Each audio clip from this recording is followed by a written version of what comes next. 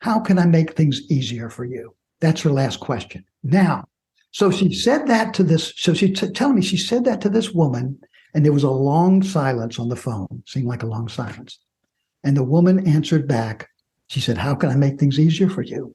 Woman answered back, you just did. There are times in our lives that change the way we see the world.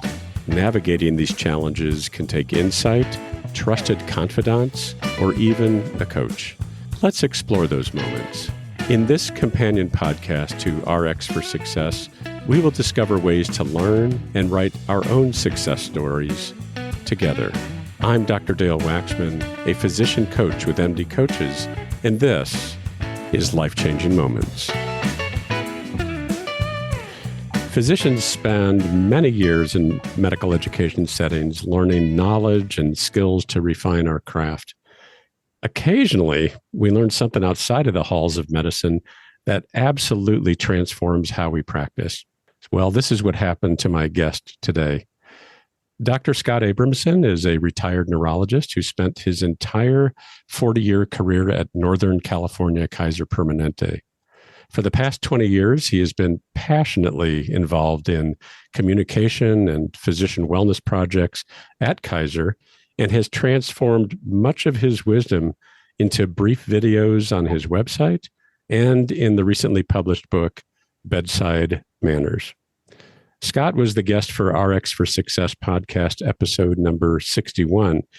His story is inspiring, and if you haven't heard it, I invite you to access it through the RX for Success website or your favorite podcast app. Scott, welcome to Life-Changing Moments. Thank you, Dale. It's so good to be here. Thank you for having me. I really appreciate it. Oh, it's great to have you back to the MD Coaches family of a podcast. So great to have you. You know, you've had a long and rewarding career, as we heard some about in the podcast with Randy. You know, I'd just be curious, you know, as you think about your career, what were some of the highlights that come to mind right now? I think the real highlight was getting involved with and the communication aspect, the real communication aspect, the doctor-patient communication aspect. And Dale, you said, you mentioned I was for 40 years at Kaiser, and I can tell you this. The first 20 years, I was doing the usual kind of find it, fix it stuff, explain it, give a medicine for it type stuff. And I was competent, but, that was a job. And maybe it was a career, maybe. But when I got into the communication business, then the next 20 years became a calling, as they say, a calling.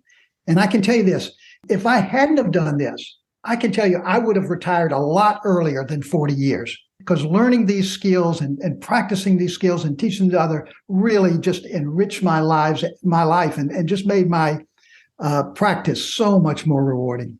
Well, that's fascinating. We're going to get into, kind of your pathway to that particular second half of your career, if you will. So let's get right into it. You mentioned when you were talking with Randy that one of your pathways to that was Toastmasters. So say a little bit about, what is Toastmasters and what was happening there for you? Yeah, this was a life-changing moment for me, joining Toastmasters. And I didn't know anything about it. A relative of mine had to give a speech at a wedding or something like that, and he was going and he mentioned it. I went, and it's a group of people that get together in these clubs.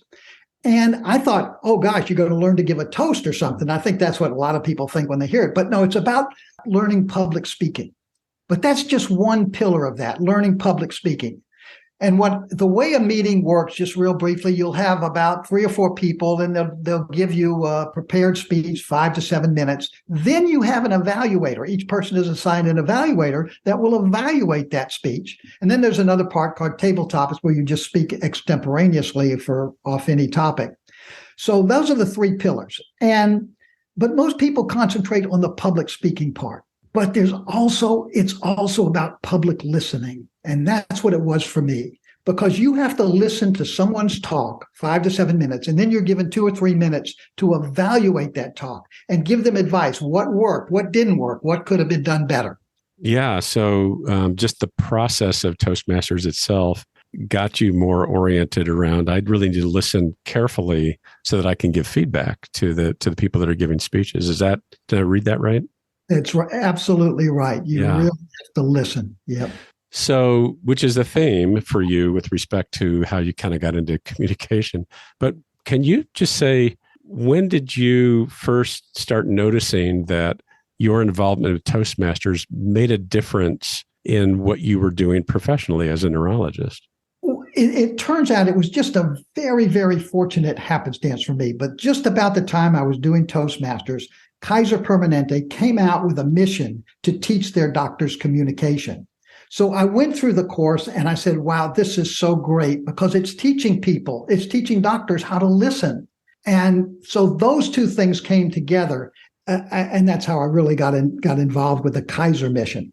So Toastmasters, if you will, oriented you towards the power of listening. And then simultaneously, the way the universe works, there's this opportunity to really expand on communication skills in the clinical setting. Yeah. Thank God the universe works that way. That's right. Yeah.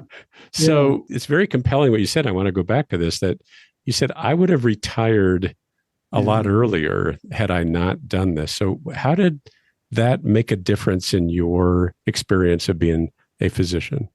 One of the communications we learn and we teach is getting patient perspective. So I can remember this so clearly. When I first started this thing, I may be a little skeptical, so I tried it out. This woman comes in to see me. She's got a headache and referred to me as a neurologist for a headache. But it seemed like very vague. I could have, and I thought to myself, I can spend the next 5 minutes. Trying to get every detail about this headache and then try to figure it out. And then I said, well, let me try this skill called patient perspective. And one of the questions we ask is, what do you think is causing the problem? And so I asked this woman, I said, well, what do you think is causing the problem? And here's what she says. She says, maybe it's the exact words I remember. Maybe it's technological. Maybe it's energy force. Maybe it's cosmic. Now, it's not angelic or spiritual, but I feel like I'm connecting to someone out there. But why am I connecting? Why isn't anybody else connecting? So here's the thing. I could have spent 5 minutes getting nowhere. And with that one question, I knew I couldn't help her, but at least I knew who her next consultant would be. Right. But it's so much more serious than that. It's like, someone comes in and, I'll get a few preliminaries. And the first thing I'll say is, what do you think? What's your biggest fear about this? You've got you say you've got some dizziness. What's your biggest fear? Doctor, I think I might have cancer. And then I realized the focus of my whole visit, I don't have to get this, does it hurt on Tuesday, Thursday, feeling that? Just my focus is to reassure them that they don't have cancer. And that makes for a great visit. It saves a lot of time and it really addresses what they need. Yeah, there's a quality, Scott, in what you're saying that, there's the communication skill, but there's also this quality of relationship. Yes. And say some more about that, just as I'm bringing that forward to you. There's a quality of relationship that, I don't know, was there something different about relationship with patients? Absolutely, Dale. Because when you can make that connection, let's say in that situation, you're not just, telling someone, well, the dizziness is benign, is not anything, but you know what? You don't have cancer. And when someone gets that, that's what all they want to hear. And just asking the question is so important. Here's another story that I tell. There was a nurse practitioner that we work with, and she calls people that come in for surgery, and it's kind of, scary and frightening. So she calls them up and she tells them, all the things you have to do, get the blood test, get the EKG, here's where you go to, blah, blah, blah, blah, blah. And her last question to people is, she says, and she knowing that it's difficult surgery type thing, she says, how can I make things easier for you? That's her last question. Wow. Now, yeah. So she said that to this, so she telling me she said that to this woman, and there was a long silence on the phone, seemed like a long silence. And the woman answered back. She said, how can I make things easier for you? Woman answered back, you just did. You just did. Just by asking the question. Just by honoring her to get her perspective, you've created that connection and trust. Today's episode is brought to you by Doc-to-Doc Lending. Doc-to-Doc provides match day loans of up to $25,000 to fourth-year medical students and current residents. These loans are designed to help students cover personal expenses, such as moving costs, housing down payments, and living expenses before and during residency. With fixed interest rates, flexible repayment terms, and no prepayment penalties, Doc-to-Doc Match Day loans provide financial flexibility and allow students to focus on their exciting journey towards becoming a physician. Doc-to-Doc was founded for doctors by doctors. They understand the challenges and hard work involved in becoming a doctor, and they support doctors throughout their careers. Using their in-house lending platform, Doc-to-Doc considers the unique financial considerations of doctors that are not typically considered by traditional financial institutions. So don't let financial stress hold you back from achieving your goals. Doc-to-Doc Lending has you covered. Visit www.doc2doclending.com/mdcoaches to learn more.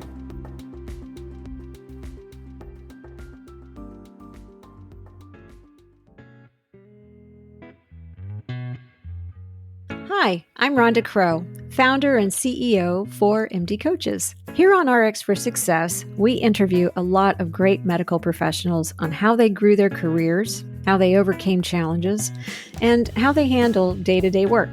I really hope you're getting a lot of great information. But if you're looking for an answer to a specific problem, management or administration challenge, or if you're feeling just a bit burnt out, like maybe you chose the wrong career, well, then there's a faster way to get the help you need. No, it's not counseling, it's coaching. RX for Success is produced by MD Coaches, a team of physicians who have been where you are. I know you're used to going it alone, but you don't have to. Get the support you need today. Visit us at mymdcoaches.com to schedule your complimentary consultation. Again, that's mymdcoaches.com, because you're not in this alone. We'll get back to our interview in just a moment, but right now I want to tell you a little bit about Physician Outlook. If you haven't discovered this remarkable magazine, please do so very soon. It was created by physicians, for physicians, to showcase the intersection between clinical and non-clinical interests, whether it's writing, painting, cooking, politics, and dozens of other topics. Physician Outlook gives a physician perspective. It's available online and in print. It's really unique among physician lifestyle magazines. And like the Prescription for Success podcast, Physician Outlook amplifies the voice of any physician who has something to say. It also engages patients who still believe in physician-led, team-based care. And Prescription for Success listeners can get 3 months free when you enter our promo code RX for Success and select the monthly option at checkout. That's a really great deal on this stunning publication. And now let's get back to today's interview. I'm hearing, just to kind of recap, I'm hearing the benefits to you as a practitioner, Toastmasters into communication training. The benefits were not only efficiency, when you are getting the patient's perspective, you get at what's most important to them, and that can save you a whole lot of time. Sometimes it doesn't. Sometimes patients don't really, I don't know. You're the doctor, you tell me what's going on. But a lot of times so there's the efficiency piece, but it's also, I'm hearing this piece of, boy, I'm really going to focus in on what they're most concerned about. We'll talk about what I'm concerned about too, but they're most concerned about. And then there's this relational aspect to it also that sounds like was very gratifying for you. It was very gratifying. And, and because of that connection, that you're making now with patients, that deeper connection, being able to tell someone that they don't have cancer, not only is a great thing for them, but having done that, you can bring joy and meaning into your own life. And that's how it got me into the, physician wellness thing, because that's the key to wellness. I'm seeing this woman, she's about 37 years old. She's got a few kids, and she was referred to me for this funny thing on her MRI. It was just a serendipitous thing. It was an incidentaloma. It was a benign thing. It was what we call, a nothingoma, right? So I'm seeing her, and I'm going over these things, and I just show her the x-ray, talking to her, and I say, and finally I just explained, so I said, Joanne, it's just nothing to worry about. It's just this incidental finding, blah, blah, blah. And take care, have a good life. And as I'm leaving, and I'm just getting ready to leave, and it would have just been a routine appointment, blah, blah, kind of nothingoma. As I'm leaving, she grabs my hand and she says, Dr. Abramson, thank you so much. God bless you. I was so worried about this. I have 2 children. God bless you, doctor. Thank you, doctor. And I say to her, well, Joanne, it was nothing. It was nothing. And I walk out of the room. And then I start thinking to myself, wait a minute. To Joanne, this was not nothing. This was something. And to me, here's what's more important. To me, it should have been something. I saw a license plate. It said, and there's a lot of wisdom in license plates, by the way. And it said, it's amazing the impact you can have on people's lives and never even appreciate it. It's amazing the impact you can have on people and never see. And I would have been in that never appreciate category for the first 20 years of my life. But now, having gone through that and realized that, I'm saying, man, this made my day. This was great for me. I'm feeling terrific. This nothingoma, which I'd have written off as just a kind of a waste of a consult, really, now became a very, very important thing to me. It brought me joy and brought me meaning in what I do every day. And so that's the connection between the communication part and the physician wellness part. Yeah, there's a piece in there, Scott. This is really important, I think, for the clinicians out there that are listening to this.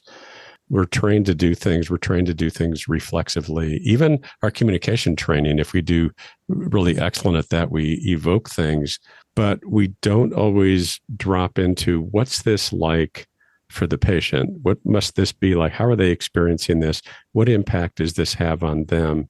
Yeah. And we tend to minimize it by saying, well, I'm just doing my job. My job is to diagnose and to treat. And we actually forget about the impact that it has on people. It's not an ego thing, right? It's not about I'm so great. It's about really dropping into this human condition of people feeling relieved by being healed. Yeah. And if we are ever, if you're ever on the other side of that, as a patient, or if your family member's a patient, boy, it's so important to understand what you can help understand what it's like on their side, what it's like, to wait for 3 hours for a doctor that's supposed to call you that morning, right? You're sitting in your office and you got a ton of stuff, and, somebody called and you said, okay, I'll call them back. But that person is waiting at home, and they're afraid to go to the bathroom. They're afraid to go out to get groceries because the doctor might call. And if you can put yourself into their place, what it must be like when you make that phone call, it can be a joyous thing because you know what it was like to wait for that doctor to call. Putting yourself in their shoes, that's just the key to, I think, to well-being, to finding joy and meaning in medicine. And it's tough sometimes, Dale, I'll admit to you, I mean, when sometimes I've been on the other side of that thing, and man, I come off and I say, man, I am going to be so much better because I know what it's like. I'm going to really change the way I do things. And it works for about a week. And then you get your inbox full and you get, all these work-ins and you kind of lose it again. It's a struggle. Yeah. It's a struggle. It's tough when there is all of the things, the business side of what we do, and to be able to savor these moments that are meaningful. We know, I think you know this too, from your work in well-being, increasingly we are seeing that lack of meaning is directly related to burnout. There's a lot of other things that are too, but Meaning is hard to measure. It's hard to measure, but as we're hearing from some narratives and qualitative research, that meaning may be at the core of all of it. Because I'm not doing what's meaningful, there's things getting in the way of me doing meaningful work. And so I think you're really onto something there. That if there's, when you cultivate it in the way that you have. And Dale, you mentioned, that I think you used the term moments of meaning, that to try to cultivate those moments of meaning. And the point is that every moment is a moment of meaning, every nothing-oma, every person that comes in with an itch or something, you can give them reassurance. You may not be able to cure them, but you can certainly make an empathic statement that may be important. So every moment is a meaningful moment. Yeah. And if you have that perspective, boy, and there are some people, there's some people that have it naturally. You probably have met some of those doctors out there. They are just saintly people and just beautiful people. For people like me, it didn't come natural. I have to work on it. I have to work on it every day. It's a struggle. So that kind of is a segue to my next question. So you're involved in bringing this work to your colleagues at Kaiser. And I'm curious what that was like to be a teacher of this, and how receptive were your learners, and what were some of the challenges? What were some of the joys of that education? Oh gosh. It really, like I said, this was what kept me going during the last 20 years is teaching this and continuing to learn this. And one of the things is we had to go through the training ourselves. Part of the training is we have actors that pretend to be patients, and we interview them. And then we have people that watch us, people that watch how we do. So when I was going through the training, they brought up this, so this actor was having this problem, and I'm not going to go into all the details, but I did all my skills. I was practicing all my skills of communication. I thought I was doing fantastic. And so then I got back out and we replayed the tape of me, and we replayed the tape of and the facilitators were there watching me. And man, I thought these guys are going to just pat me on the back and say, God, you're just a natural teacher. You're great. Thing is that I didn't shut up. I kept talking. I kept explaining. I kept giving explanations and teachings and education. And I thought that was great. That was not what this guy needed. They needed someone to listen. And so I realized first, I think George Bernard Shaw said, the problem with communication is the illusion that it's taken place. And if you were to interview a bunch of doctors and you were to say, okay, you just had this interview, how'd you think things went? They go, it was great. I got the symptoms. I did the exam good. I gave educational material. I was doing great. And then you interview the patient say, I don't know what he was talking about. I don't know what a lesion is. What's a lesion? So it was really, that's part of the training that we do. We would do videotapes. We would do actors. We'd have people look at the videotapes. And it really was great to see people, because the best learning comes when you can make the corrections yourself, not being told, but you can make the corrections. You can be guided, but just to make those corrections. Yeah, video is an incredibly powerful teacher and very anxiety provoking. So how did you prepare your learners for that? Well, this is a special program we have. It's like we call it the communication intensive offsite. And it's a 4-day program from morning till night. You do these videotapes, you're facilitated, and we do it in groups of 3 or 4. So it's a small group. We develop the small group, bonding and trust. And it can be very difficult, and with the camera, with the actors, people watching you, but it works. It really does. Sounds like the bonding in these small groups creates some safety and to allow some vulnerability for that kind of learning. That's awesome. Yeah. We tell people, look, we want you to screw up. That's the only way you're going to get better, is if you see your mistakes. It's important to screw up. Please, if you didn't screw up, there's no point being here. So I'm just curious, people go through this training. You've taught a lot of folks over the years through this.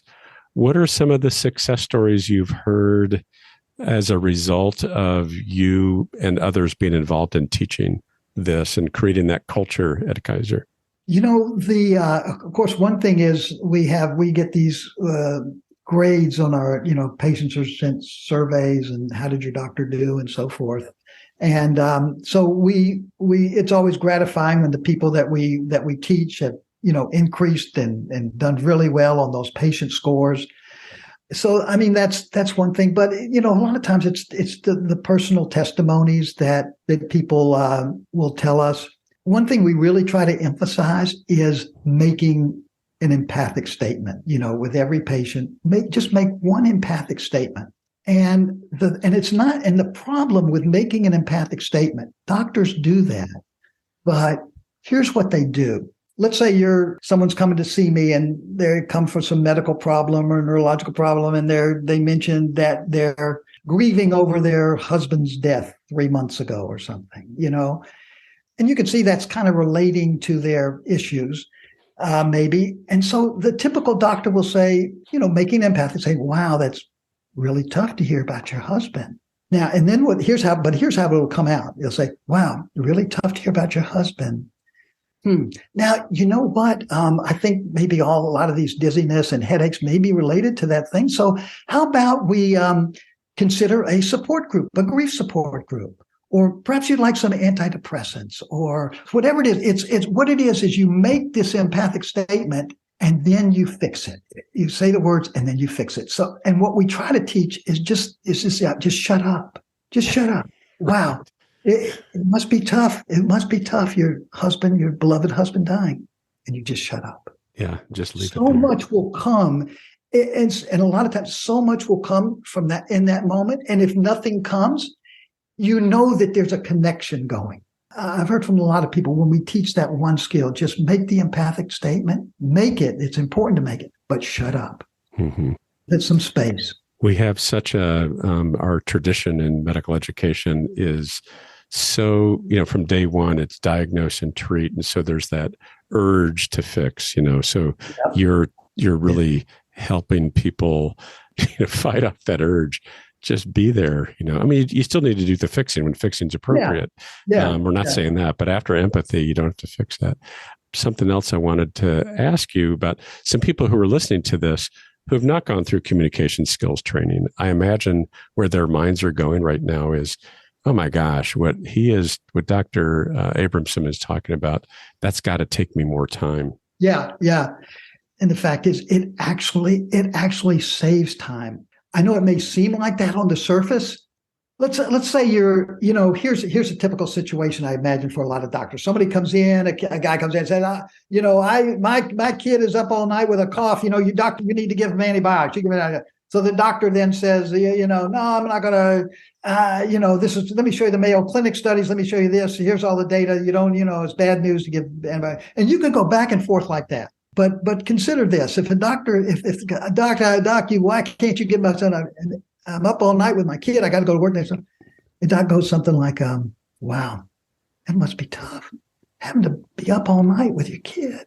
Guy says, yeah, it is. It's tough. And then when you can make that connection and you can build trust with that connection. And if you build trust, you can build adherence.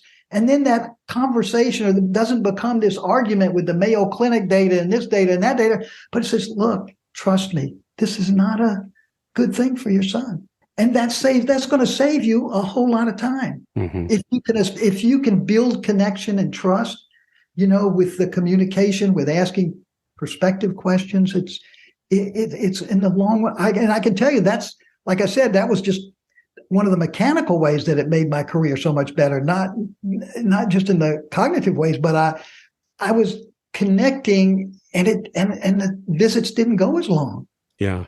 So this, kind of recapping, Toastmasters, I need to, listen more. I need to listen better.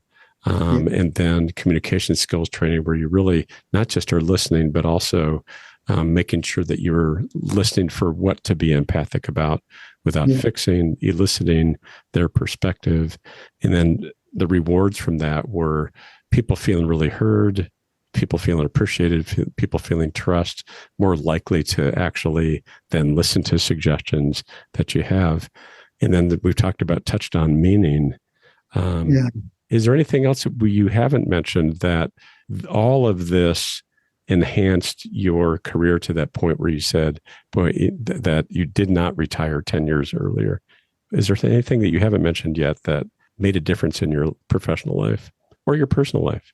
It has, Dale, because what I've tried to incorporate and try to learn is the concept of self-gratitude, and that's what really has made things so rewarding. So like I told you about that woman that came in with the nothingoma and so forth. In the old days, it would have been just, okay, that was a good appointment. That was really quick. It only took me 10, boy, I can catch up on some other stuff. That's great.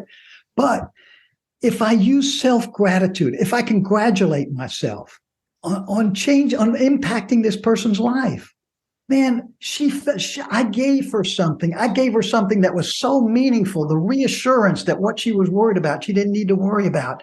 Man, I'm feeling good now. I feel wonderful after that. That's the connection. And so that concept of self-gratitude, being joyous in just the minuscule, the minor stuff that we do. Awesome. Well, Scott, I really appreciate your willingness to spend a little extra time talking about expanding on this quality that really created quite a change for you in your professional trajectory. And I'm just as a sort of a last question for you, for our listeners, is there anything that you want other listeners to hear, other people to hear about from you in terms of, advice or, being open to things, anything you'd like to pass along that was a learning for you? Mm-hmm. Yeah. Medicine is so tough these days with all the pressures that we have on it. And I just want to emphasize just the self-gratitude part of this. And as we talked about before, Dale, is trying to, and if you can reach that, I think one of the ways, the pathways, as you mentioned, to reach that is to put yourself, to walk a mile in someone else's shoes. What's it like to be this woman who's worried about something on her MRI? What's it like to wait 3 hours for a doctor's phone call? If you can start out and just put yourself in their shoes, even the minuscule, even the little things you do can bring joy and meaning into your daily practice. Well, Dr. Scott Abramson, thank you so much for being with us on Life-Changing Moments. Some great advice indeed for the people who are listening to this, and really, awesome work that you're bringing to your colleagues at Kaiser, and now through your website and also through your book, also bringing that to the masses as well. And so thank you for all you're doing to, as you said, improve the lives, of the practitioners, not, the patients and the practitioners at the same time. Yeah. So thank you so much. Thank you, Dale. I so appreciate you talking with me today. Here are my takeaways from this conversation. With the challenges of contemporary medicine, it is easy to get mired down with the parts of practice that we have no control over, like numerous regulations or prior approval or the electronic health record. When we do get mired down those things, we lose sight of the things that we can do that bring joy and meaning back to our work. Through enhancing his communication skills, Scott Abramson reconnected with his purpose of being a physician and reclaimed the joy and meaning that this profession can offer. So let me recap some of those skills that he practices and teaches and that has changed his life and can change yours too. Number 1, find out the patient's perspective. Ask them what they think is going on or what they're worried about. Number 2, drop into what it must be like to walk in your patient's shoes. And then make at least one empathic statement. Then shut up.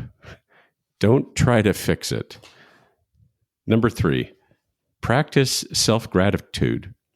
In a non-egocentric way, focus on what you do that makes an impact on people's lives and be joyous in even the minuscule things. Always remembering that a minuscule thing to you may be monumental for your patient. Finally, I really appreciated Scott's embodiment of the concept that engaging in meaningful work is an antidote to burnout. It certainly was and is for him. So, I invite you to bring some of the practices that Scott brought forward in the conversation today. If, however, doing so isn't enough to restore meaning and joy in your work, consider a conversation with one of the coaches at MD Coaches. You can find us at mymdcoaches.com. Thank you for listening, and be well. Thank you for tuning in to Life-Changing Moments. If you enjoyed this episode, please be sure to rate us 5 stars and leave a review. Doing so helps our podcast reach more listeners. Have something to share? We'd love to hear your thoughts. Visit the MD Coaches community on Facebook groups. This dynamic virtual space is a place to continue discussion about life-changing moments and perhaps share some life-changing moments of your own. Join the conversation today.